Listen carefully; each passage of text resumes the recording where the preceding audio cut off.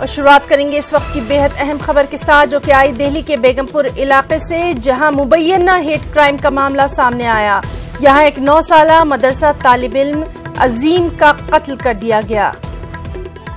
काकू सरूज और कमला नामी खवातीन पर FIR की तैयारी की जा रही है। मकतूल बच्चे का ताल्लुक हरियाणा के मेवात से बताया जाता है। तो मुबैना हेट क्राइम का ये मामला है। तफसीलात के मुताबिक 4 अफराद को पुलिस ने हिरासत में लिया। काकू सरोज और कमला नामी खवातीन पर FIR की तैयारी है। मकतूल बच्चे का ताल्लुक हरियाणा के मेवात से बताया जाता है।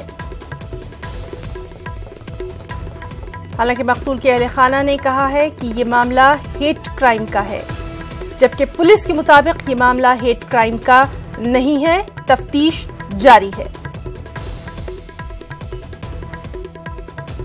तो आपको बता दें कि दिल्ली से ये खबर है। दिल्ली के बेगमपुरा इलाके में 9 साला मदरसा तालिब इल्म अजीम का कत्ल कर दिया गया। काकू सरोज और कमला नामी खवातीन पर FIR की तैयारियां हैं।